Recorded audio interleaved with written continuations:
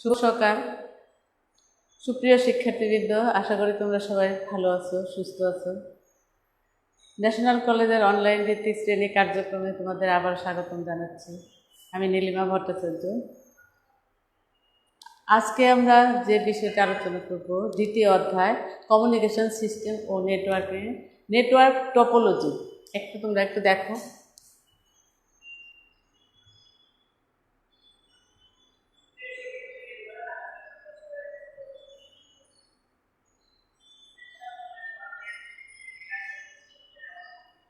Network topology. Network topology বলতে কি বোঝায়?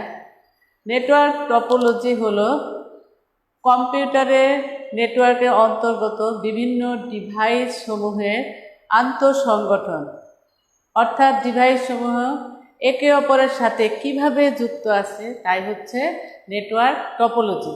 আমরা আবার একটু দেখি নেটওয়ার্ক টপোলজি বলতে কি বোঝায়। নেটওয়ার্ক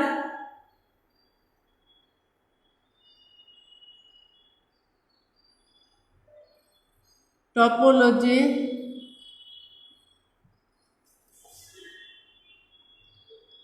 হলো কম্পিউটার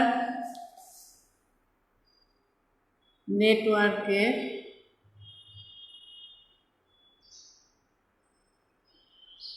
অন্তর্গত বিভিন্ন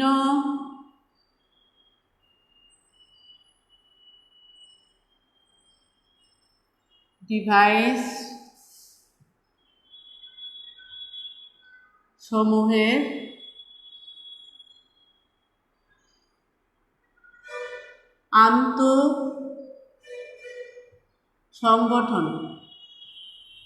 আন্তঃসংগঠন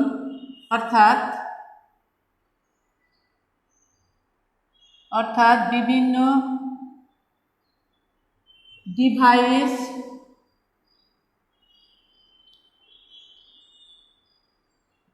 ডিভাইস সমূহ কিভাবে একে অপরের সাথে যুক্ত থাকে তাই টপোলজি, নেটওয়ার্ক টপোলজি। দেখো, নেটওয়ার্ক টপোলজি হলো কম্পিউটার নেটওয়ার্কের অন্তর্গত বিভিন্ন ডিভাইস সমূহ, কম্পিউটার বা অন্যান্য ডিভাইস যেগুলো আমরা বলি, ডিভাইস সমূহ নেটওয়ার্ক বিভিন্ন ডিভাইস সমূহের আন্তঃসংগঠন, অর্থাৎ বিভিন্ন ডিভাইস সমূহ কিভাবে একে অপরের সাথে যুক্ত থাকে তাই হচ্ছে নেটওয়ার্ক টপোলজি।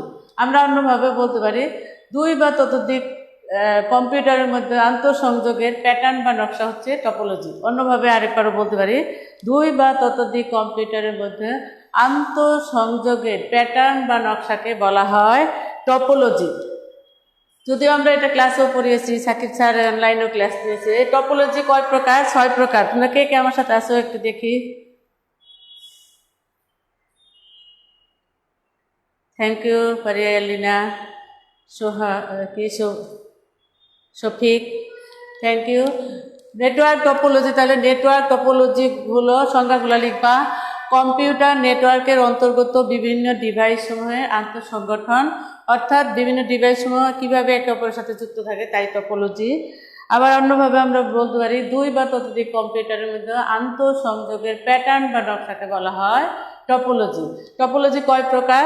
6 প্রকার। আমরা জানি টপোলজি হচ্ছে 6 প্রকার।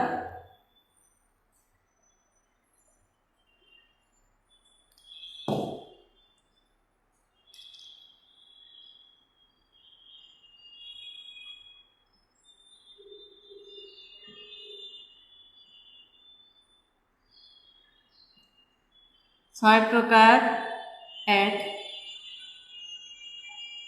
Ring topology. 2, star topology.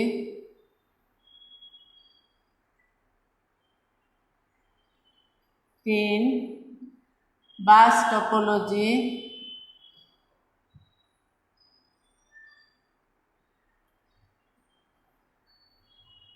Mesh topology,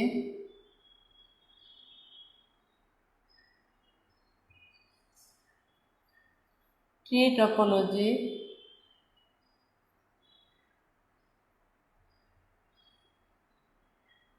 hybrid topology.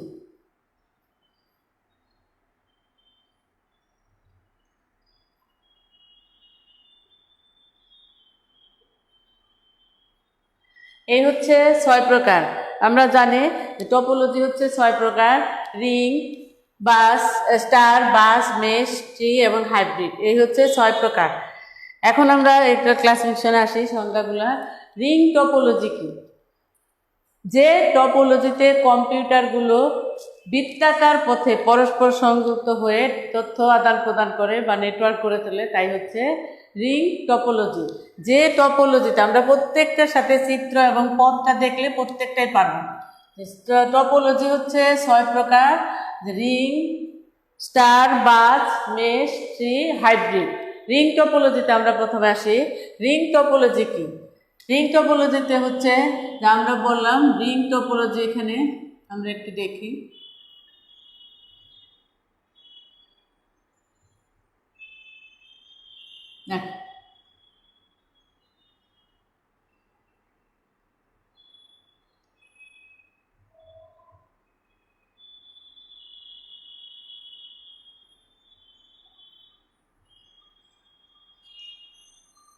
এক নম্বর পিসি, 2, 3, 4।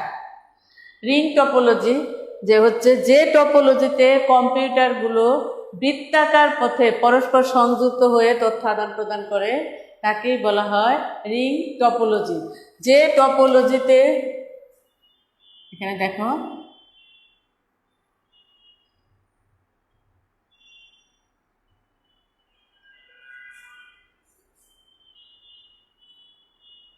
কম্পিউটারগুলো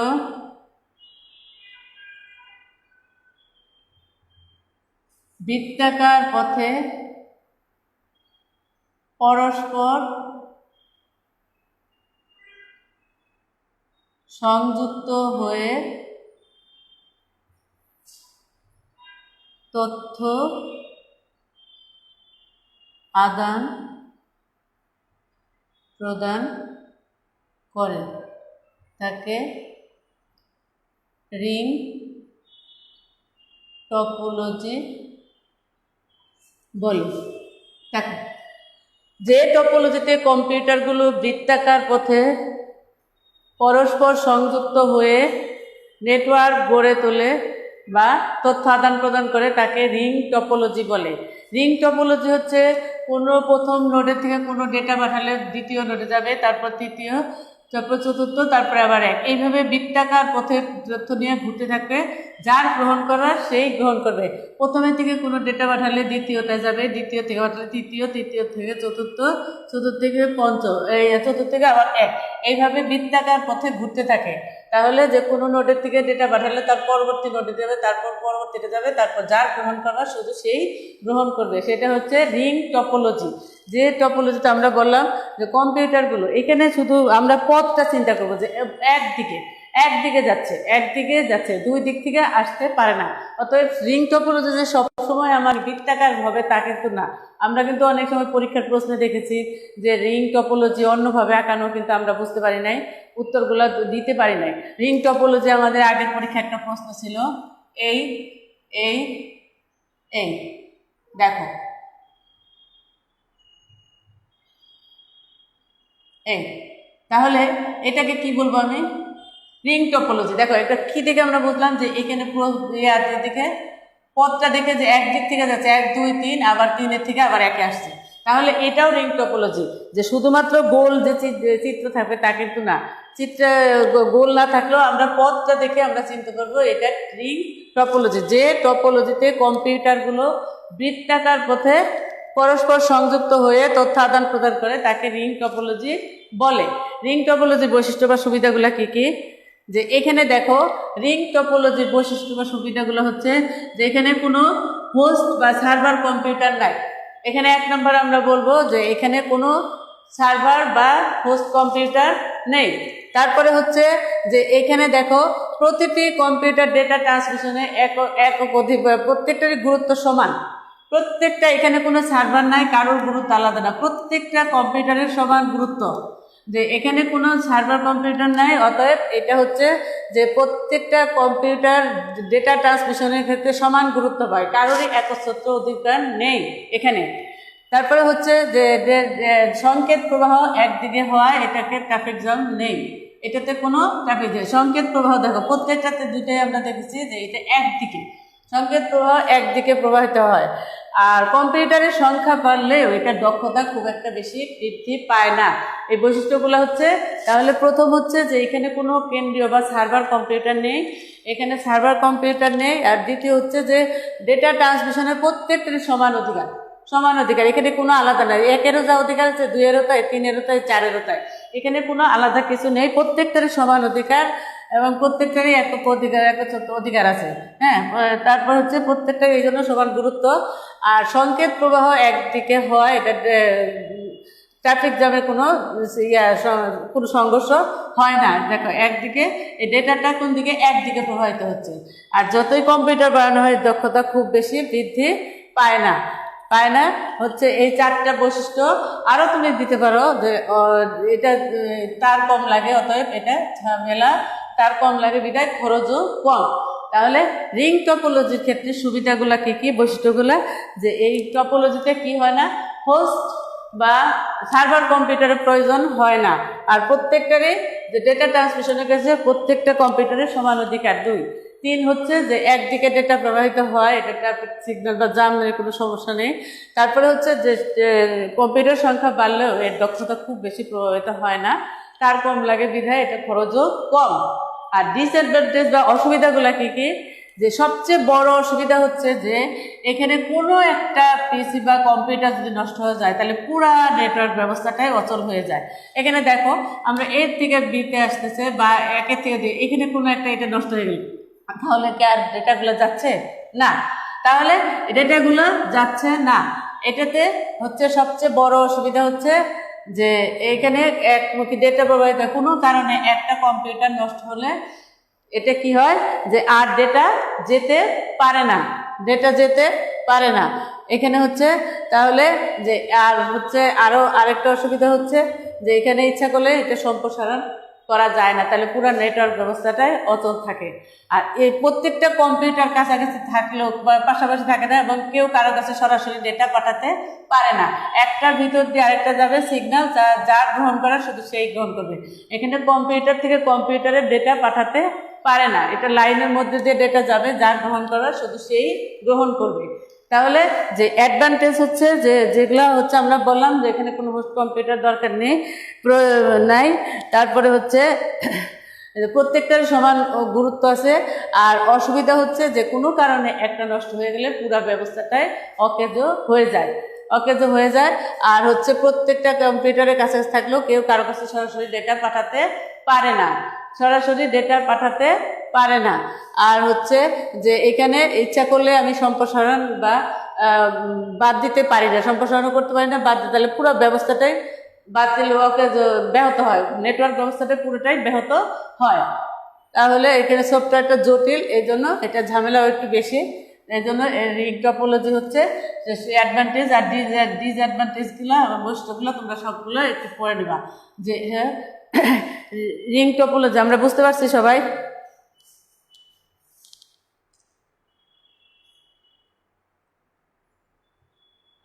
নীলা, হ্যাঁ দেখো একটু, যে টপোলজিতে আমরা দেখালাম, তোমরা এই পথটা খালি চিন্তা করবে যে ওয়ান একদিকে যাচ্ছে, একদিকে যাচ্ছে, তাহলে এটা হচ্ছে রিং টপোলজি। প্রত্যেকটা ওয়ে যদি তুমি চিন্তা করো তাহলে প্রত্যেকটা টপোলজি তুমি ধরতে পারবে, যেভাবে এই চিত্রটা থাক। তুমি আমি আগে যে এই রুটটা দেখবো যে কোন দিক থেকে কোন দিকে যাচ্ছে, তাহলে আমি প্রত্যেকটা টপোলজি আমি এখানে ধরতে পারবো। এখানে হচ্ছে তাহলে রিং টপোলজি আমরা বললাম, যে টপোলজিতে কম্পিউটারগুলো বৃত্তাকার পথে, যেহেতু আমরা রিং এর মতো বলছি তার জন্য লিখছি বৃত্তাকার পথে পরস্পর সংযুক্ত হয়ে তথ্য আদান প্রদান করে বা নেটওয়ার্ক গড়ে তোলে, তাকে রিং টপোলজি বলে। অ্যাডভান্টেজ আর ডিসঅ্যাডভান্টেজগুলো হচ্ছে তোমরা আসলে যেটা বললাম আমরা অ্যাডভান্টেজগুলো কী কী আর ডিসঅ্যাডভান্টেজগুলো কী কী, এটা অবশ্যই ভালো করে পড়বা, তাহলে তুমি এটা পুরাটা পারবা। Ring topology. তারপরে আমরা আসি স্টার টপোলজি। চিত্রটা তোমরা সাথে সাথে করে নেবা। এইভাবে থেকে যদি আমার এইভাবেও থাকে তাও আমি এটা বলবো। দেখো এই রিং টপোলজি, এখান থেকে এখানে, এখান থেকে এখানে, এখান থেকে এখানে, এটাও রিং টপোলজি। ফাইনাল পরীক্ষায় কিন্তু প্রশ্নগুলো তোমাকে একদম বৃত্তের মতো করে নাও দিতে পারে এইভাবে। তাহলে আমি কিউমটা দেখে বুঝবো যে এখানে 1 2 3, 1 থেকে 2 যাচ্ছে, 2 থেকে 3 যাচ্ছে, 3 থেকে আবার 1 যাচ্ছে, তাহলে এটা কি, এই পুরাটাই হচ্ছে ring topology.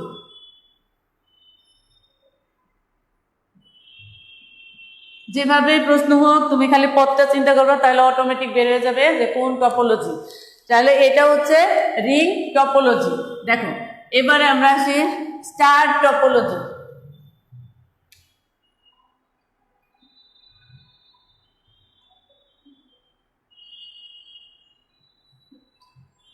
Star topology,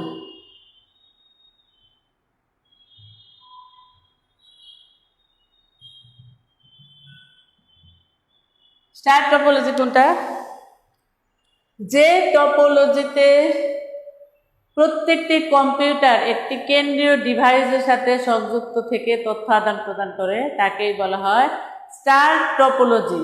star topology তাহলে কি? স্টার টপোলজি চিত্রটা আমরা দেখি যে এখানে হচ্ছে একটা হাব বা সুইচ, স্টার টপোলজি।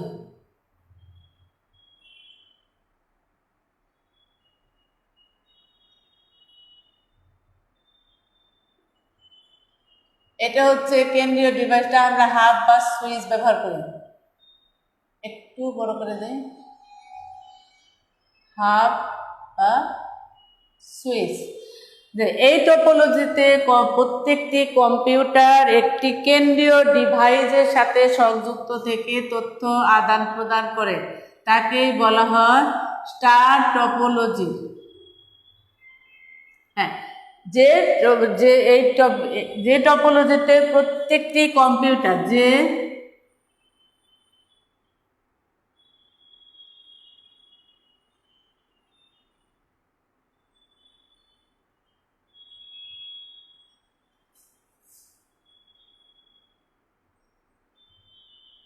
প্রত্যেকটি কম্পিউটার একটি কেন্দ্রীয় ডিভাইসের সাথে সংযুক্ত থেকে তথ্য আদান প্রদান করে তাকে স্টার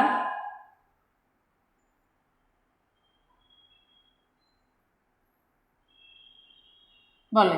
দেখো যে টপোলজিতে প্রত্যেকটি কম্পিউটার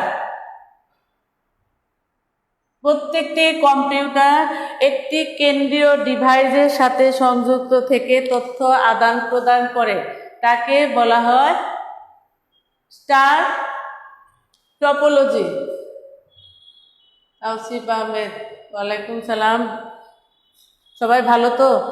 দেখো যে টপোলজিতে প্রত্যেকটি কম্পিউটার একটি কেন্দ্রীয় ডিভাইসের সাথে সংযুক্ত থেকে তথ্য আদান প্রদান করে তাকেই বলা হয় স্টার টপোলজি।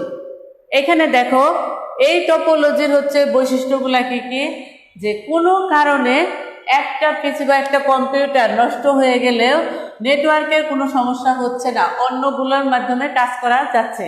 এই টপোলজিতে সবচেয়ে অ্যাডভান্টেজ বা বৈশিষ্ট্য হচ্ছে যে কোনো কারণে একটি এই কম্পিউটারটা নষ্ট হয়ে গেল, তাহলে কি আমার হাব থেকে নেটওয়ার্কটা যাচ্ছে, হাব থেকে বা সুইচ থেকে, এখান থেকে 1 4 3 সবাই পাচ্ছে, কিন্তু 2 নষ্ট, 2 যাচ্ছে না। তাহলে ওইখানে যেমন রিং টপোলজির মধ্যে আমরা দেখলাম যে কোনো একটা কম্পিউটার নষ্ট হলে পুরো ব্যবস্থাটা অকেজো, কিন্তু এখানে দেখো কোনো একটি কম্পিউটার নষ্ট হলে পুরো ব্যবস্থাটা অকেজো হচ্ছে না। এখানে হচ্ছে যে এখান থেকে যাচ্ছে হাব বা সুইচ থেকে, কেন্দ্রীয় ডিভাইস থেকে যাচ্ছে অন্যান্য কম্পিউটার, তাহলে আমার এই 2 নষ্ট থাকলে অন্য 3টায় কাজ করছে। তাহলে এটা হলো সবচেয়ে বড় অ্যাডভান্টেজ। 1 2 3 4 চারটার মধ্যে কোনো কারণে একটা নষ্ট হলে যে কোনো একটি কম্পিউটার নষ্ট হয়ে গেলেও নেটওয়ার্ক কাজ করতেছে, নেটওয়ার্ক কাজ করে। কোনো একটা কম্পিউটার নষ্ট হয়ে গেলে অ্যাডভান্টেজগুলো দেখো, যে এই টপোলজিতে যে কোনো সময় যে কোনো কম্পিউটার সংযোগ করা যায় বা বাদ দেওয়া যায়। আমার ইচ্ছা করলে আমি এখানে সংযোগ দিতে পারি, এখানে আরেকটা দিলাম কম্পিউটার, এখানে একটা কম্পিউটার দিলাম। তাহলে যে আমার দরকার অনুযায়ী যদি দরকার হয় তাহলে আমি এই কম্পিউটারকে নেটওয়ার্ককে সম্প্রসারণ করতে পারি, যে বাড়াই দিলাম, আমি আবার ইচ্ছা করলে আমি বাদও দিতে পারি, যেটা হলো আমার দরকার নেই এটা বাদ দিলাম। হ্যাঁ, এটা হচ্ছে স্টার টপোলজি। তাহলে স্টার টপোলজি বৈশিষ্ট্য হচ্ছে যে কোনো কারণে একটি নষ্ট হলে অন্য নেটওয়ার্কগুলো সচল থাকে এবং এটা যে কোনো সময় এটা সম্প্রসারণ করা যায় এবং বাদও দেওয়া যায়। আর স্টার টপোলজির ক্ষেত্রে বিভিন্ন ধরনের কেবল ব্যবহৃত হয়।